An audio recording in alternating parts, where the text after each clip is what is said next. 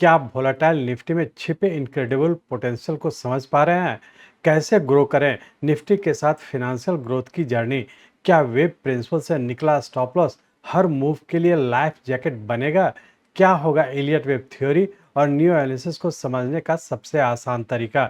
नमस्कार दोस्तों, स्वागत है आपका डॉक्टर संजय वेब के यूट्यूब चैनल में। दोस्तों, आज मैं doctor Sanjay Sinha, technical analyst working on new web since last 28 years.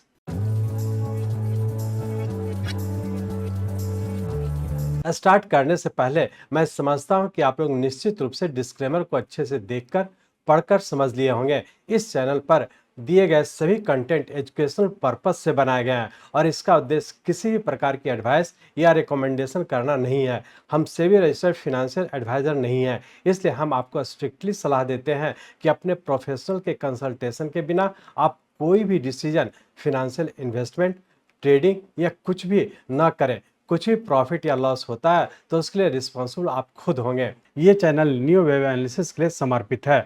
New web analysis से इस वीक के निफ्टी के वेब की चाल समझें। जाने नेक्स्ट वीक में निफ्टी में आगे क्या होने की संभावना है।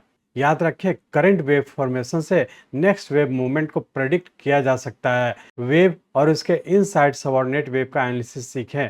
रियल टाइम चार्ट पर सावधानी पूर्वक लेबलिंग और एनालिसिस प्रॉफिट्स के मौकों को इंक्रीज कर देगा। आप जानेंगे रिस्क मैनेजमेंट करने और अपनी इन्वेस्टमेंट और ट्रेड्स को सेफगार्ड रखने के लिए स्टॉप लॉस लेवल के यूज को। हम टाइमली एंट्री और एग्जिट इन ट्रेड्स को प्रायोरिटी रखते हैं। हम कंसिस्टेंट प्रॉफिट्स के लिए छोटे छोटे ट्रेड की पॉलिसी को अपनाने पर जोर देते हैं। आए इस यूट्यूब वीडियो में अनस्टेबल मार्केट में थ्योरी बेस्ड वेब प्रिंसिपल से हिडन अपॉर्चुनिटी को पहचाने। तो बिना देरी किए और इन सभी चीज़ों को समझने के लिए चलिए हम लोग चलते हैं निफ्टी के रियल टाइम चार्ट पर। ये निफ्टी का हम लोग का डेली चार्ट है। इस डेली चार्ट में हम लोग देख रहे थे कि हम लोग का 13th वेव इस पॉइंट पे कंप्लीट किया था और उसका यहाँ पे प्राइस वाइज करेक्शन लेकर के 14th वेव इस पॉइंट पे कंप्लीट करके और पुनः फिर से हम लोग एक राइजिंग ट्रेंड में इंटर कर चुके थे। और जैसा कई वीक से आप लोग से डिस्कस कर रहे हैं कि यहाँ से फिर से हम लोग का शॉर्ट टर्म और वेरी शॉर्ट टर्म दोनों टाइम फ्रेम के राइजिंग ट्रेंड में इंटर कर चुका है। तो दोनों ही टाइम फ्रेम का चूंकि हम लोग का राइजिंग ट्रेंड है तो डिक्लाइन पे बाई करके ऊपर की ओर ही कंटिन्यू रखेंगे और स्टार्टिंग लेवल को फॉलो करते हुए आगे की ओर कंटिन्यू रखेंगे।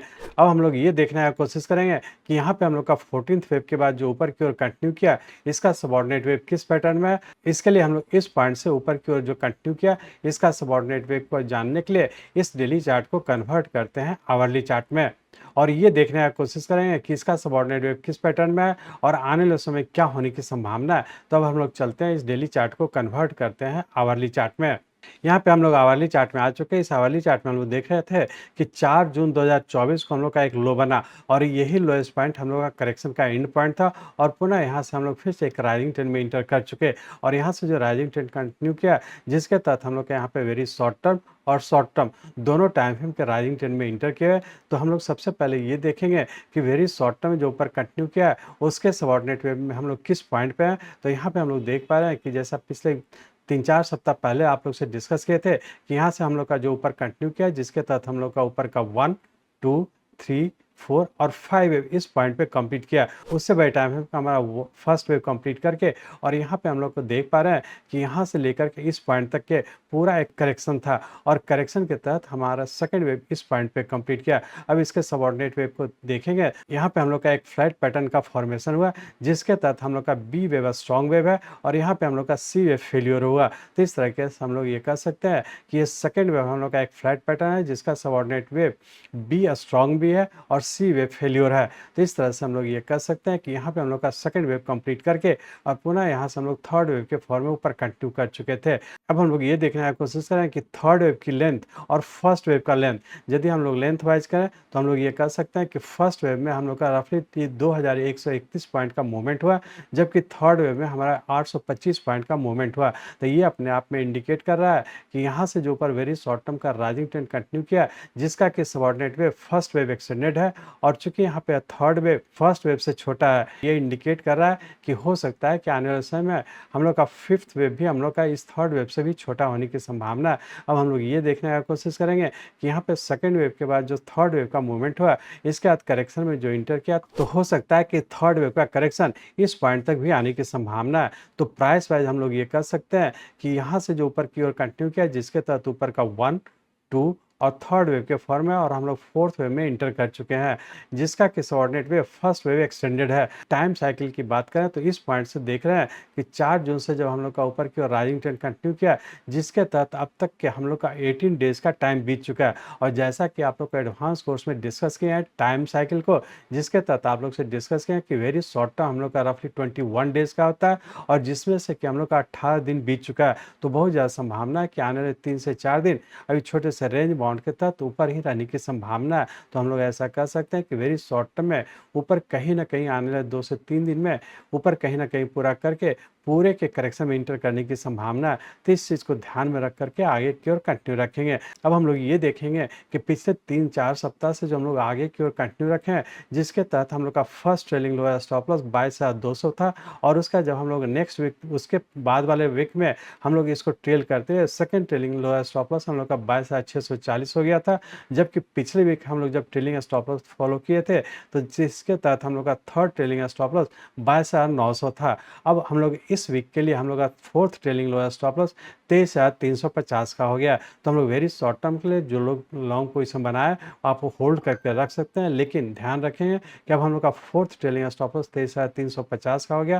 तो इस वेरी शॉर्ट टर्म के ट्रेलिंग स्टॉप लॉस को फॉलो करते हुए हम लोग डिक्लाइन पे बाई करके ऊपर की ओर कंटिन्यू रखेंगे। अब हम लोग ये देखने की कोशिश करेंगे कि पूरे वीक में क्या होने की संभावना है। तो हम लोग ऐसा कर सकते हैं कि चूंकि यहाँ से सेकेंड वेव के बाद थर्ड वेव इस पॉइंट पे पूरा होने की संभावना, और उसके बाद इस थर्ड वेव का करेक्शन में इंटर करने की संभावना है। तो पूरे वीक के लिए रेंज बाउंड की बात करें, रेंज बाउंड के तहत नीचे का 23,700 और ऊपर का 24,400, इसी रेंज बाउंड में रहने की संभावना। डिक्लाइन पे आता है तो बाई करके और ऊपर के लिए प्रॉफिट बुक करें, या फिर होल्ड करते हैं। तो इस वीक के लिए जो हम लोग का फोर्थ ट्रेलिंग स्टॉप लॉस है 23,350 का, इसी को फॉलो करते हम लोग आई की और कंटिन्यू रखेंगे। अब हम लोग ये देखने की कोशिश करेंगे कि मंडे ट्यूसडे को क्या होने की संभावना है। तो इसके लिए हम लोग इस आवरली चार्ट को कन्वर्ट करते हैं 15 मिनट के चार्ट पे।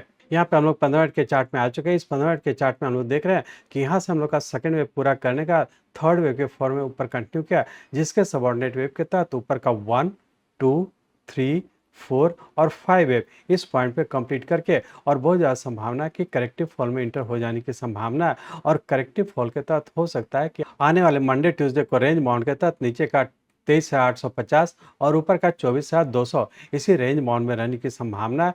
मंडे ट्यूसडे के लिए यदि डिक्लाइन पे बाई करते हैं तो लोअर स्टॉप लॉस रखेंगे 23,680 का। इसी लोअर स्टार्टिंग लेवल को फॉलो करते हैं हम लोग छोटे से रेंज बाउंड में ट्रेड करने का कोशिश करेंगे।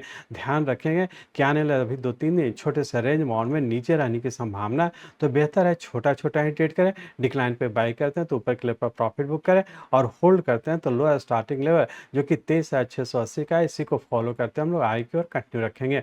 इस तरह से हम लोग कर सकते हैं कि इंट्राडे के पॉइंट ऑफ से जब भी डिक्लाइन पे आता है बाई करते हैं तो ऊपर के लेवल पर प्रॉफिट बुक करें, लोअर स्टॉप लॉस को फॉलो करें। वीकली पॉइंट ऑफ से यदि डिक्लाइन पे बाई करते हैं तो उसके लिए लोअर स्टार्टिंग लेवल रखें 23,350 का, और इसी को फॉलो करते हैं हम लोग डिक्लाइन पे बाई करके ऊपर की ओर कंटिन्यू रखेंगे, या फिर ऊपर के लेवल पर प्रॉफिट बुक करने का कोशिश करेंगे।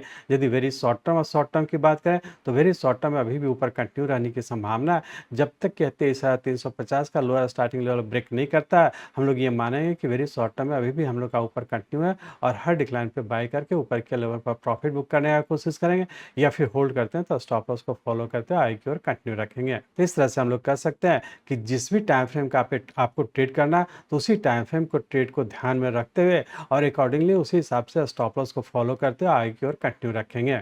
मैं चाहता हूं, मेरे जीवन का लक्ष्य है कि नियो एनालिसिस के नॉलेज से इस मार्केट में कोई भी लूजर ना हो। इसको आप सीखें, लोगों को सिखाएं, लोगों को मदद करिए। हमारे साथ जुड़े रहने के लिए, आज के वीडियो को ध्यानपूर्वक अटेंड करने के लिए, इसे दूसरों तक पहुंचाने के लिए आप सबका हृदय से बहुत बहुत धन्यवाद।